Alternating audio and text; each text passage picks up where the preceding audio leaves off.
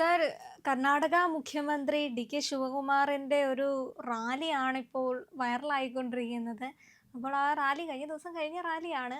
പക്ഷേ പൊതുവെ ഒരു രാഷ്ട്രീയ നേതാവ് നടത്തുന്ന അല്ലെങ്കിൽ രാഷ്ട്രീയ ഒരു മുഖ്യമന്ത്രി നടത്തുന്ന ഒരു റാലിക്കപ്പുറത്തേക്കും ആപ്പിൾ കടിച്ച് റാലിയിൽ പങ്കെടുക്കുന്ന തൻ്റെ അണികൾക്ക് സ്നേഹമായി പകർന്നു നൽകുന്ന ഒരു മുഖ്യമന്ത്രി. ആ ഒരു ദൃശ്യം കണ്ടിട്ട് സ്വാഭാവികമായിട്ട് തോന്നുന്നുണ്ടോ? കണ്ടിട്ട് മനം മറിക്കുന്നുണ്ട്. ആ മുഖത്തെ എക്സ്പ്രഷനാണ് ശരിക്കും നമ്മൾ പറയേണ്ടത്. ആ ആ, ഒരു എന്താ പറയാ, ഭയങ്കര പവർഫുൾ ആയിട്ട് ഇതെന്തോ ശരിയാണെന്നുള്ള രീതിയിൽ കടിക്കുന്നു, എറിയുന്നു, വീണ്ടും എടുക്കുന്നു, കടിക്കുന്നു, എറിയുന്നു. അതാണ് ഞാൻ പറയുന്നത്. കണ്ടിട്ട് ആദ്യമായിട്ട് നമുക്കുണ്ടാകുന്ന ഒരു അനുഭവം മനം. കാര്യം ഇപ്പം നമ്മുടെ വീട്ടിലുള്ള നമ്മുടെ കുടുംബാംഗങ്ങൾ തന്നെയാണെങ്കിൽ കടിച്ച സാധനം നമ്മൾ കഴിക്കാറില്ല. കുടിച്ച ഗ്ലാസ്സിൽ നമ്മൾ ഇപ്പം നമ്മുടെ മക്കളോ അല്ലെങ്കിൽ സഹോദരങ്ങളോ ഭാര്യയോ ഭർത്താവോ ഒക്കെ ആണെങ്കിൽ പോലും ഗ്ലാസ് കഴുകിയിട്ടാണ് ബാക്കിയുള്ള വെള്ളം പോലും കുടിക്കുക. അപ്പോൾ ഇത്തരം ഒരു സാഹചര്യത്തിൽ ഈ മനുഷ്യൻ കടിച്ചിട്ട് എറിഞ്ഞു കൊടുക്കണമെന്ന് പറഞ്ഞാൽ അത് ബോധപൂർവം ചെയ്തതാണെന്നുള്ളതാണ്. കാരണം എന്ന് വെച്ചാൽ പുള്ളി ഇങ്ങനെ കടിക്കുക എറിയുക. അപ്പം കൈ വയ്ക്കുന്ന സമയത്ത് അവിടെ ആപ്പിളുണ്ട്. അപ്പോൾ ഇത് ഉം, എറിഞ്ഞു കൊടുക്കുക, കടിച്ചിട്ട് എറിഞ്ഞു കൊടുക്കുക എന്നുള്ള ഒരു പദ്ധതി മുൻകൂട്ടി തയ്യാറാക്കിയിട്ട് പോകുന്നത്. അല്ലാതെ ഈ മറ്റേ സായിബാബയുടെ കണക്ക് അന്തരീക്ഷത്തിൽ നിന്ന് ആപ്പിൾ എടുത്തിട്ടല്ലല്ലോ കടിച്ചു ഉം, കൊടുക്കുന്നത്. അപ്പോൾ ഇത് മുൻകൂട്ടി തയ്യാറാക്കിയിട്ടുള്ളൊരു സംഗതിയാണ്. അപ്പോൾ ഇതിനകത്തുനിന്ന് മനസ്സിലാക്കാനുള്ളത് അവിടെ ജനം അത് ആർത്തിരമ്പി അതിനുവേണ്ടി കൈപൊക്കുകയും ചെയ്യുന്നുണ്ട്, അല്ലേ? ഉം. അപ്പോൾ ഇതിനകത്തുനിന്ന് മനസ്സിലാക്കേണ്ടത് അവിടുത്തെ ഇദ്ദേഹത്തിന് വോട്ട് ചെയ്യുന്ന അല്ലെ അവിടുത്തെ ജനങ്ങളെ എങ്ങനെ കാണുന്നു എന്നുള്ളതാണ്. കടിച്ച സാധനമൊക്കെ ഒരാൾ നമ്മൾ കടിച്ച സാധനം വേറൊരാൾ കഴിക്കുമെങ്കിൽ പോലും ഈ ആത്മാഭിമാനമുള്ളവർ, അതായത് സ്വയം ബഹുമാനിക്കുക. സ്വയം ബഹുമാനിക്കുക എന്ന് പറഞ്ഞാൽ മറ്റൊരാൾ കടിച്ചത് തനിക്ക് കിട്ടിക്കഴിഞ്ഞാൽ നമ്മൾ കടിക്കില്ല. ഇപ്പോൾ ഉദാഹരണത്തിന് ഇപ്പോൾ എനിക്കിപ്പോൾ എത്ര സ്നേഹത്തെയാണെങ്കിലും ആദ്യം ഒരു ആപ്പിൾ കടിച്ചിട്ടെന്ന് ഞാൻ ആ കടിച്ച ആപ്പിൾ ഞാൻ കഴിക്കില്ല എന്നതുകൊണ്ട് തന്നെ ഞാൻ കടിച്ചിട്ട് വേറൊരാൾക്കും കൊടുക്കാറില്ല. അതാണല്ലോ ഈ സെൽഫ് റെസ്പെക്റ്റ് എന്ന് പറയുന്നത്. ആത്മാഭിമാനം എന്ന് പറയുന്ന സംഗതി അതല്ലേ. നമുക്ക് അഭിമാനം നമ്മളേതായിട്ടുള്ള അഭിമാനമായിട്ട് കണക്കാക്കുന്നത്. അതുപോലെ തന്നെ മറ്റുള്ളവരുടെ അടുത്തത് ആ രീതിയിൽ പെരുമാറുന്നു. അത് നമ്മൾ ചെയ്യാത്തത്, നമുക്കിഷ്ടമില്ലാത്തത് മറ്റുള്ളവരുടെ അടുത്ത് ചെയ്യാതിരിക്കുന്നു. ഇതൊക്കെയാണ് ഈ ഒരു വ്യക്തികളെയും ഒക്കെ നിയന്ത്രിക്കുന്നത്, തീരുമാനിക്കുന്നത്. ഒരു സംസ്കാരത്തിൽ ഒരു സമൂഹമായിട്ടൊക്കെ ജീവിക്കുമ്പോൾ വ്യക്തികളെയൊക്കെ നിശ്ചയിക്കേണ്ട ഘടകങ്ങൾ ഇതൊക്കെയാണ്. ഇവിടെ ഈ മനുഷ്യ ഒരു സംസ്ഥാനത്തിൻ്റെ മുഖ്യമന്ത്രിയാണ്. ഒന്ന് ആലോചിച്ച് നോക്കുക, എന്തൊരു വൾഗാരിറ്റിയാണ്, അല്ലേ? തീർച്ചയായിട്ടും. ഏ ഒന്ന് ഇത് ആലോചിച്ച് കഴിഞ്ഞാൽ നമ്മൾ നാളെ ഇനി ഒരു ആപ്പിൾ എടുത്ത് കഴിക്കുന്ന സമയത്ത് വൃത്തിയായിട്ടൊക്കെ അത് കഷ്ണം ചെയ്ത് കഴിക്കുന്ന സമയത്ത് ഈ ഡി.കെ. ശിവകുമാറിൻ്റെ രംഗം നമ്മൾ ആലോചിച്ച് കഴിഞ്ഞാൽ പിന്നെ ആപ്പിൾ കഴിക്കാൻ പറ്റുമോ സംശയമാണ്. ഓക്കാനം വരും. അത്തരത്തിൽ ഓക്കാനം വരുന്ന രീതിയിലൊക്കെ ഡി.കെ. ശിവകുമാർ എന്ന കോൺഗ്രസ് പാർട്ടിയുടെ നേതാവാണ്. ഇതിനെയൊക്കെ കണ്ടിട്ട് എന്തുകൊണ്ടാണ് ഇത്തരത്തിലുള്ള ഈ വൃത്തികേടുകൾ കാണിക്കുന്നത്? അതും ഉം, കോൺഗ്രസ് പാർട്ടിയുടെ അവസ്ഥ കാണിക്കുക ചെയ്യുന്നത്. എന്ത് വൃത്തികേടും കാണിക്കാം, ചോദിക്കാനും പറയാൻ ആരുമില്ല. ഇപ്പം ഈ പറഞ്ഞതുപോലെ ഈ ഭരണമുള്ള സംസ്ഥാനത്ത് നിന്ന് കിട്ടുന്ന കാശ് കൊണ്ടാണ് കോൺഗ്രസ് പാർട്ടിയുടെ പ്രസിഡന്റും ജനറൽ സെക്രട്ടറിമാരും ഒക്കെ ഈ വിമാനത്തിൽ കയറി യാത്ര ചെയ്യുന്നതും ചാർട്ടേഡ് പ്ലെയിനിൽ അങ്ങോട്ടും ഇങ്ങോട്ടും പോവുകയൊക്കെ ചെയ്യുന്നു. ഉം. മനസ്സിലായില്ലേ? അപ്പോൾ അതുകൊണ്ട് ഇവർക്കറിയാം. ഇപ്പം AICC നേതൃത്വം, ഇപ്പം രാഹുൽ ഗാന്ധിക്ക് പറയാൻ പറ്റും ഇങ്ങനെയുള്ള വൃത്തികേട് ചെയ്യരുതെന്ന്. ഇത്തരത്തിൽ മനുഷ്യനെ ഡീഹ്യൂമനൈസ് ചെയ്യാൻ പാടുണ്ടോ? അല്ലേ? മനുഷ്യനെ കുറിച്ചുള്ള വിലയില്ലായ്മയല്ലേ കാണിക്കുന്നത്? ഉം. ഒരു അടിമത്വമൊക്കെ. അടിമത്വമാണ്, വൃത്തികേടല്ലേ ഇത്? കടിച്ച സാധനം എറിഞ്ഞു കൊടുക്കുക എന്ന് പറഞ്ഞു കഴിഞ്ഞാൽ കടിക്കാൻ വേണ്ടി, കടിച്ചിട്ട് എറിഞ്ഞു കൊടുക്കാൻ വേണ്ടി മുൻകൂട്ടി ആപ്പിളിൻ്റെ വലിയ ശേഖരം കൊണ്ട് പിന്നെ സൂക്ഷിച്ചു വയ്ക്കുക. അപ്പോൾ ഇത് ബോധപൂർവം താൻ കടിക്കുന്ന സാധനം ജനങ്ങൾ എറിഞ്ഞു കൊടുക്കും. ഇത് ജനായത്ത സംവിധാനമല്ലേ, അല്ലേ? അപ്പോൾ അവിടെയൊക്കെ മനസ്സിലാക്കേണ്ട സാധനം ഇവരൊക്കെ ഈ ജനങ്ങളെ പിന്നിൽ നിർത്തുന്നത് എന്തോ ഒരു വലിയ ജനങ്ങളിൽ നിന്നും വ്യത്യസ്തമായ എന്തോ കഴിവുള്ളവരാണ് തങ്ങളെന്നും, അതുകൊണ്ട് അത് ജനങ്ങളെ വരട്ടാൻ വേണ്ടിയിട്ടാണെന്ന് തോന്നുന്നു. ശിവകുമാറിൻ്റെ എവിടെയെല്ലാം ചരട് കെട്ടാമോ അവിടെ എല്ലാം ചരട് കെട്ടിയിട്ടുണ്ട്. എന്നിട്ട് വലിയ ഭക്തനൊക്കെയാണെന്നാണ് പറയുന്നത്. അപ്പോൾ ഇതൊക്കെയാണ് മനസ്സിലാക്കേണ്ടത്. ഇദ്ദേഹം ഈ പറഞ്ഞ ഏതെങ്കിലും ഒരു ഒരു ഒരു ക്ഷേത്രത്തിൽ പോകുന്നുണ്ടെങ്കിൽ ഇങ്ങനെയുള്ള വ്യക്തികളൊക്കെ ക്ഷേത്രത്തിൽ പോകുന്ന ക്ഷേത്രത്തിന് കൂടി ആ പവിത്രതയ്ക്ക് കൂടി ഭയങ്കര മോശമാണെന്നേ പറയേണ്ടതുള്ളൂ.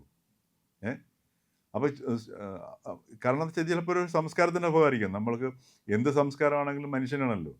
ഇപ്പോൾ അവിടെ ഉം, ഈ പിന്നെ ഉയർന്ന ജാതിക്കാർ കഴിച്ച എച്ചിലയിൽ ആ ക്ഷേത്രത്തിൻ്റെ പേര് ഞാൻ മറന്നുപോയി, വളരെ പ്രസിദ്ധമാണ്. അതിൻ്റെ പേരിൽ തന്നെയാണ് ആ സ്ഥലം പ്രസിദ്ധമല്ല കുപ്രസിദ്ധി ആർജിച്ചത്. ഈ എച്ചിലയിലേക്ക് കിടന്നുരുളുക എന്ന് പറയുന്നൊരു സംഗതി ഉണ്ടല്ലോ. ഉം. ആ ഒരു സംസ്കാരത്തിൻ്റെ, ആ ഒരു നാട്ടിൽ നിൽക്കുന്ന ആ ഒരു സംസ്കാരത്തിൻ്റെ ഒരു തുടർച്ചയും പ്രതിഫലനവുമായിരിക്കും ഈ ഉച്ഛിഷ്ടം ഭക്ഷിക്കുക എന്ന് പറയുന്ന ഒരു സംഗതി. അപ്പോൾ അത് ഈ ഇതിൻ്റെയൊക്കെ പിന്നിൽ വേറെ ചില അർത്ഥങ്ങളുണ്ടായിരിക്കും. എന്തൊക്കെ ഇങ്ങനെയുള്ള വ്യക്തികളൊക്കെയാണ് ഈ ചില ആചാരങ്ങളെ ഏറ്റവും കൂടുതൽ നശിപ്പിച്ച് കളയുന്നത്. ഉദാഹരണത്തിന് നമ്മുടെ കേരള ക്ഷേത്രത്തിൽ കിട്ടുന്ന പ്രസാദം, ഇപ്പോൾ പ്രസാദം ഈ പറഞ്ഞ പോലെ ക്ഷേത്രത്തിൻ്റെ കോവിലിൽ അർപ്പിച്ചിട്ട് തിരിച്ച് പ്രസാദം തരുന്നു. അവിടെയും ഈ സങ്കല്പം ഇത് തന്നെയാണ്. എന്താണ്? ദൈവത്തിന് കൊടുത്തിട്ട് ദൈവം, അല്ലെങ്കിൽ ദേവതയ്ക്ക് കൊടുത്തിട്ട്, ദൈവമല്ല ദേവതയ്ക്ക് കൊടുത്തിട്ട് ആ ദേവത കൊടുത്തിട്ട് ബാക്കിയുള്ളത് നമ്മൾ കഴിക്കുന്നു എന്നുള്ളൊരു സങ്കല്പത്തിലാണ് സാർ. മനസ്സിലല്ലേ? അത് വേറൊരു ലെവലാണ് സാധനം. ലെവലിൻ്റെ സെൻസ് ഇതൊന്നും നമ്മുടേതായിട്ട് സ്വന്തമില്ല, ഇത് ഒന്നിച്ച് കഴിക്കുന്നു.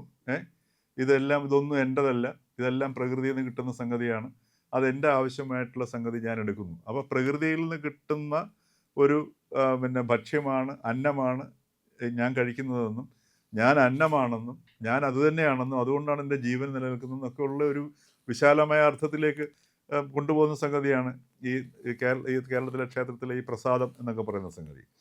അതിൻ്റെ വേറൊരു ഡയമെൻഷൻ ആയിരിക്കണം ഇത്. മനസ്സിലായല്ലേ? പക്ഷെ ഇവിടെ ഇവർ തന്നെ അങ്ങ് ദൈവങ്ങളാവുക. മനുഷ്യ ദൈവങ്ങൾ എന്നൊക്കെ പറയുന്ന പോലെ ഞാൻ കർണാടകയിലെ മുഖ്യമന്ത്രിയാണ്, ഞാനാണ് ഇവിടുത്തെ എല്ലാം, എന്ത് വൃത്തികേടാണ് സാധനം. ഞാൻ കഴിച്ചതിന്റെ സത്യം ബാക്കി പറഞ്ഞാൽ നിങ്ങൾ അയാളുടെ കഴിക്കുക. ഇത്തരത്തിലുള്ള ഒരു മുഖ്യമന്ത്രി ഭരിക്കുന്ന സംസ്ഥാനത്ത് കാലുകുത്താൻ പോലും നമുക്ക് അറപ്പ് പോകുന്നുണ്ട്. ഒരു മലയാളി എന്ന അടുത്ത സംസ്ഥാനത്തുള്ള വ്യക്തിയാണെങ്കിൽ പോലും വൃത്തികേടെന്ന് പറഞ്ഞാൽ, കാരണം ഇവിടുത്തെ കോൺഗ്രസ് നേതാക്കൾ പോലും തിരിച്ചു. ഇവിടെ ഒരുപാട് കോൺഗ്രസ് നേതാക്കൾക്ക് ഈ ശിവകുമാറായിട്ട് നല്ല ബന്ധമുണ്ട്. ശിവകുമാറിന് കേരളത്തിലും കോൺഗ്രസ്സുകാരുടെ ഇടയ്ക്ക് ഭയങ്കര ആരാധനയുള്ള വ്യക്തിയാണ്. ഇപ്പം വി ഡി സതീശൻ്റെ സത്യപ്രതിജ്ഞയ്ക്ക് വന്ന സമയത്ത്, മുഖ്യമന്ത്രിയായിട്ട് സത്യപ്രതിജ്ഞ ചെയ്യുന്ന സമയത്ത് വന്നപ്പോഴത്തേക്ക് ഡി കെ ശിവകുമാർ സ്റ്റേജിൽ കയറിയപ്പോഴത്തേക്ക് ഡി കെ എന്നുള്ള വിളികളായിരുന്നു അല്ലേ? ഇനി ഒരു അല്ല, ഡി കെ ശിവകുമാർ അയൽ സംസ്ഥാനത്ത് നിന്ന് വന്ന കോൺഗ്രസ് നേതാവ് എന്ന നിലയിൽ ഡി കെ ശിവകുമാർ ആരാധകർ കേരളത്തിലെ കോൺഗ്രസ്സുകാരുണ്ട്. ഇനി ഏതെങ്കിലും കോൺഗ്രസ്സുകാരൻ ഈ ഡി കെ ശിവകുമാറിന് ഡി കെ ഗീജ വിളിക്കുകയാണെന്നുണ്ടെങ്കിൽ ആ വിളിക്കുന്ന വ്യക്തിയെ നോക്കിയിട്ട് നമുക്ക് വ്യക്തമായിട്ട് പറയാൻ പറ്റും ആത്മാഭിമാനമില്ലാത്ത വ്യക്തിയാണ് വിളിക്കുന്നതെന്ന്. കാര്യം ഇത്രയും വലിയൊരു ഇന്നത്തെ ഈ കാലഘട്ടത്തിൽ ഒരു പക്ഷേ അവിടുത്തെ സംസ്കാരം നമുക്കറിയില്ല എന്നൊക്കെ പറയുമായിരിക്കാം.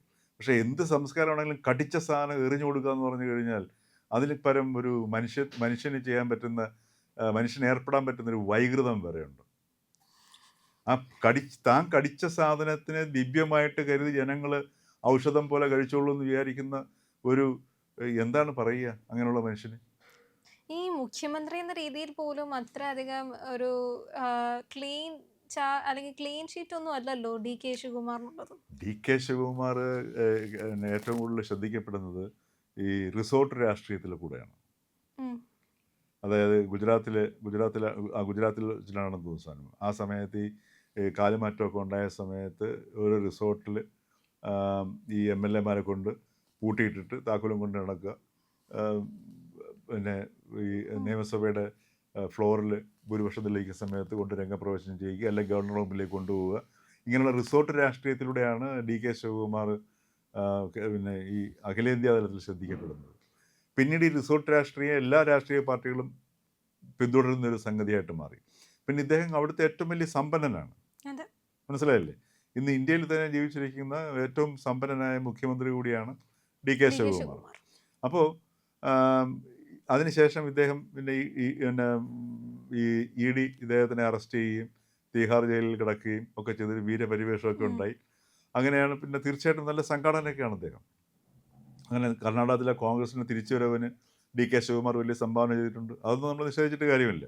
കോൺഗ്രസിൻ്റെ പുനരുജ്ജീവനത്തിന് ഡി കെ ശിവകുമാർ നല്ല ഒരു നേതൃത്വം തന്നെ വഹിച്ചിട്ടുണ്ട്.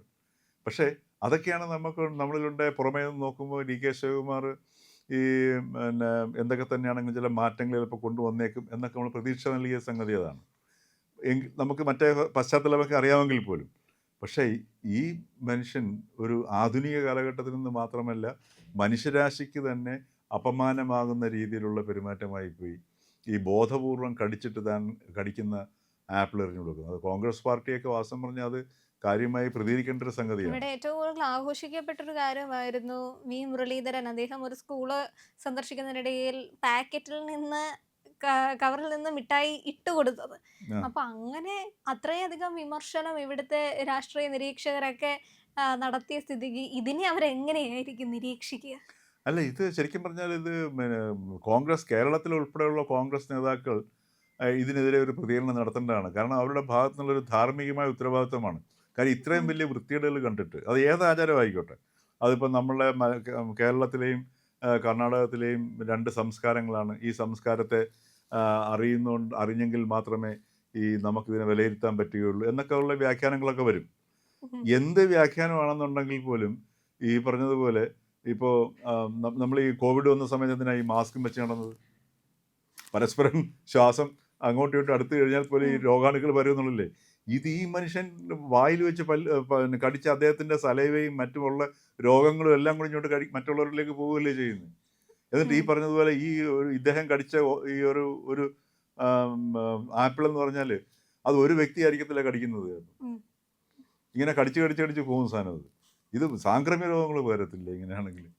ഇത് ശരിക്കും പറഞ്ഞാൽ പിന്നെ ജുഗുപ്സാവഹമായ ഒരു കാഴ്ച എന്ന് വേണം പറയാൻ. അത്തരം ഒരു ഭരണാധികാരിയിൽ നിന്ന് ഒരു കാര്യം കൂടെ നമുക്ക് വ്യക്തമായിട്ട് പറയാൻ പറ്റും. ഈ ഒരു ഭരണാധികാരിയിൽ നിന്ന് ഒരു ഗുണപരമായ മാറ്റം, സാമൂഹികപരമായ മാറ്റം, സാംസ്കാരികമായ മാറ്റം കർണാടകത്തിൽ ഉണ്ടാകില്ല എന്നുള്ളത് നമുക്ക് വളരെ വ്യക്തമായിട്ട് ഉറപ്പിച്ച് പറയാൻ കഴിയും. പ്രിയമുള്ളവരെ, നമ്മുടെ ചാനൽ ഒരുപാട് പേർ കാണുന്നുണ്ട്. കാണുന്നവരോടെല്ലാം നമുക്ക് വലിയ സ്നേഹവുമുണ്ട്. അവരൊക്കെ നമ്മുടെ ചാനലിനെക്കുറിച്ച് ഒരുപാട് പേരോട് പറയുന്നുമുണ്ട്. പക്ഷേ ഒരു കാര്യം, നമ്മൾ കാണുന്നവരുടെ എണ്ണം അനുസരിച്ച് ചാനലിൻ്റെ സബ്സ്ക്രിപ്ഷൻ കൂടുന്നില്ല. എന്താ കാര്യം എന്നറിയാമോ? നമ്മൾ കണ്ടിട്ട് അങ്ങ് പെട്ടെന്ന് തിരിച്ചു പോവുക. പക്ഷേ കണ്ടതിന് ശേഷം ഒരു നിമിഷം നിൽക്കുക. നമ്മുടെ ചാനലിൻ്റെ IND എന്ന് പറയുന്ന ലോഗോ ഇല്ലേ, അവിടെ ഒന്ന് വിരലമർത്തിയാൽ ചാനലിൻ്റെ ഫീഡ് തുറന്നു വരും. അവിടെ സബ്സ്ക്രൈബ് എന്നൊരു നീല നിറത്തിലുള്ള ബാറുണ്ട്. അവിടെ ജസ്റ്റ് ഒന്ന് തൊടുക.